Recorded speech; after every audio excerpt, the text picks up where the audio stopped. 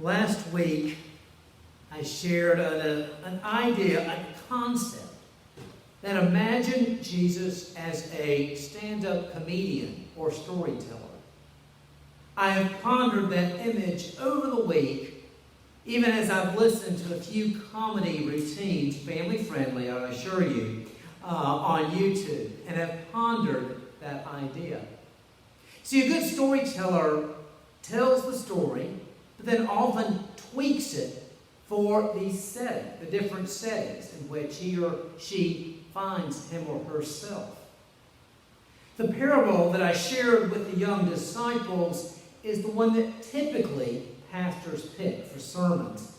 And that's usually the one that is shared in Sunday school or vacation Bible school. This one from Luke is a little disturbing in some of the details, a little confusing. And some say, they just heard the story differently. But I say, no. I think Jesus had a good story, and he tweaked it for the setting. This is one of those stories that for those that first heard it, they would have a moment. We think we know what he's talking about. You see, many years before this incident, a man left Judea to go to Rome to become king, to get clearance from Rome to become a king. It was actually Herod the Great. There was really nothing great about him. He was a very nasty fellow. And he went to Rome in 40 BC to get an appointment as king of Judea, that larger area of Palestine. Now, Rome, in a way, they franchised their government. In that, in the areas, they would have a local ruler who took care of the local administration. Then they did not have to do it. They got their taxes, the army was supported, people flew the flag and caused no trouble. In exchange for that, much of the local day-to-day business was conducted by local officials. And so Herod the Great goes to get it. He was not liked, but he became king. In 4 BC, one of his sons, Archelaus, went to become king. It was divided out. Herod the Great's inheritance was divided between the family. The family thing is complicated, and we're not going to go there today. But they're all nasty, they're all mean, and the name Herod gets used over and over. And even though we hear the reference to Herod in Scripture, it's often talking to one or other members of this family. Well, Archelaus was so mean, so bad, that when he went to Rome, actually there was a delegation from Judea said, don't listen to this guy. We don't want him as king. That literally happened. For a short time he was the ruler, but then he was replaced. But that's another story. With that kind of image in back of the mind, Jesus sets up this story about a man going to become a ruler. Now, this man is not Archelaus. He's not one of the Herods. That's just an example that would be in people's minds. He goes away to become king, and the people do not want him. So it's a little uncertain what's going to happen. Will he get it? Will he not? And in the midst of that, as he's preparing to leave, each servant is given 10 pounds. Basically, think of it as 3 months' wages. And said, go do business with it. Already it's a slightly different story. These are very uncertain times. For a slave, a servant, to do something with the money is basically saying, my bet is that ultimately this guy will come back and be in charge. The really safe bet is to hide it in the mattress. He comes back, you give it to him. If he doesn't, it's an employee bonus, okay? That would be the safe thing to do. Dr. Ken Bailey, that I've referenced before, spent many years in the Middle East. He chose an analogy of the Shah of Iran. Some of you listening will know exactly what I'm talking about. 1979, he leaves the country for a health visit. And actually he does not end up coming back. But there was a sense that what if he came back? And so what if, to go away, he gave 3 people money and said, while I'm gone, do business with it? The question is, what will you do while I am away? Excuse me. And that was just a cough. Well, the man does come back. And there's a day of reckoning.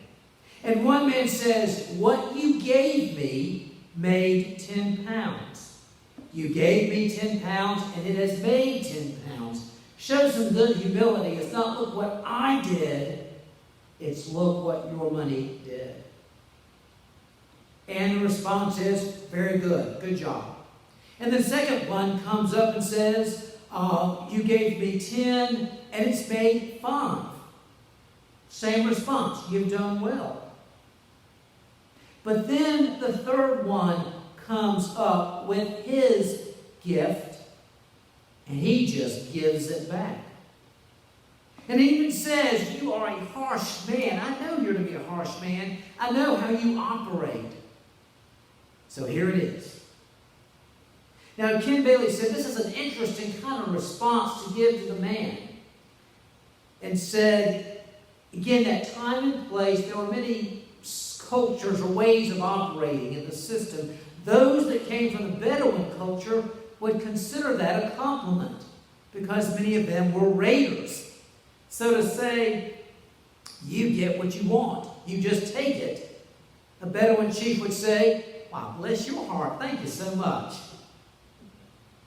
But for those in a settled culture, an agricultural culture, this is an insult. So this is a turn of phrase that can go both ways. In a way, it shows that this man doesn't really know his master. I mean, some of us have been in those awkward situations. We give a compliment, but it doesn't come across as such. We didn't really know the person that well. And the man says, this king has come back and he says, okay, I'll judge you by your own words. Now it's interesting, the man didn't say, you're right, I do take what I want. He says, I'll judge you by your own words. If you think I'm the kind of person who takes what I can't, what's not really mine, I take it, again, put it into the bank, get interest, at least do something with it. You should know, if that's the kind of person you think I am, that I expect at least something. So the point is, with the third servant, he did not want to bet on the horse of that man. He didn't want to bet that he was going to win and come back and risk by saying, I'm operating on behalf of my master.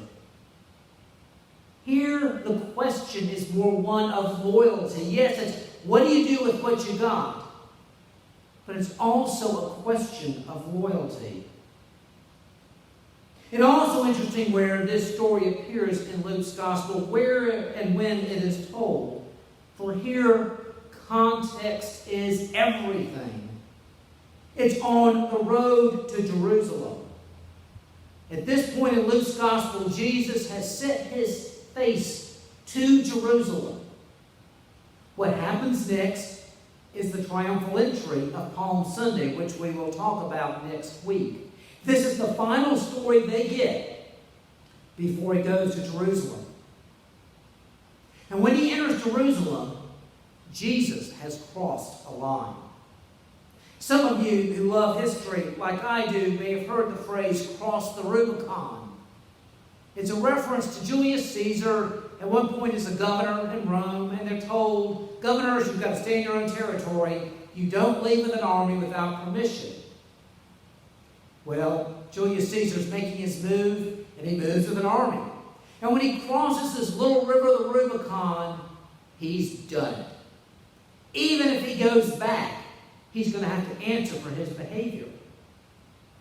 And we make expressions like that today. Sometimes people even say, you've crossed the Rubicon, or you've gone past the point of no returning. And when Jesus enters the city, he's either got to take it to the conclusion or go back, and he's just a storyteller and a nice guy, and the movement would fade out.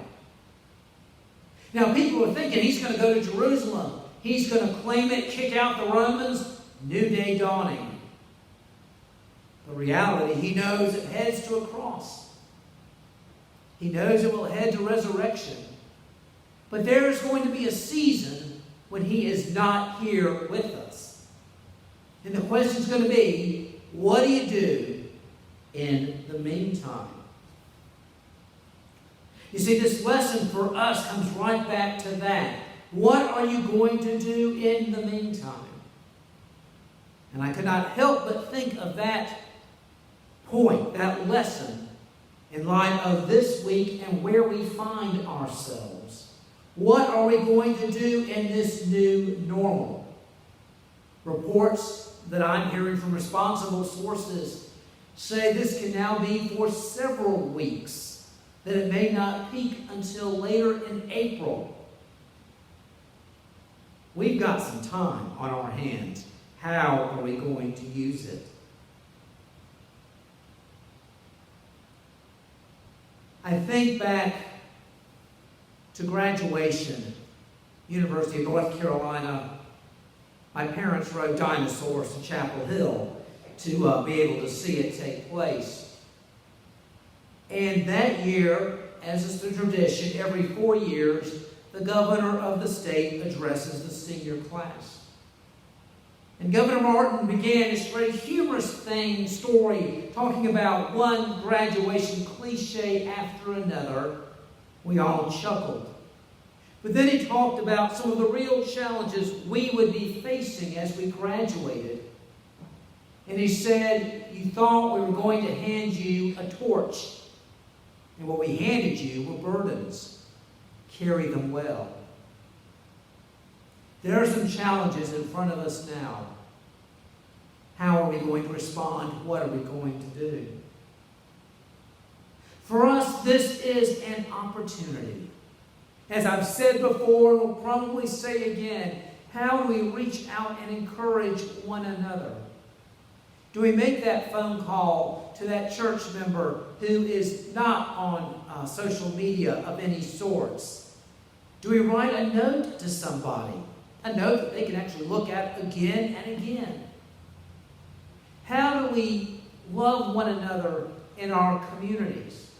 If you're out for an afternoon walk, an evening walk, do you speak to your neighbors with a social distance? Of course. What do we do at this time? The question beyond that is, when we go back to normal, when we're back to our schedules, what do we do with what we have? It's interesting in all of these stories, in both these stories, that the servants who did something with what they had get praised. The one who had 10 is praised for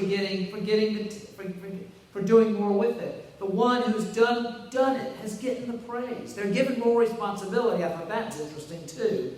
You've got 10, you've made 10, you get 10 more cities. You've made 5, you get 5 more cities. It's interesting. The reward is actually more responsibility, not a week of vacation. But the point is, what are you going to do with what you have? Have you been faithful in the meantime? Mother Teresa was once asked by a British journalist how she kept going, knowing that she could never meet the needs of all the dying in the streets of Calcutta. And she replied, I'm not called to be successful. I am called to be faithful. We have our 10 pounds. By the grace of God, how will we use them? Amen.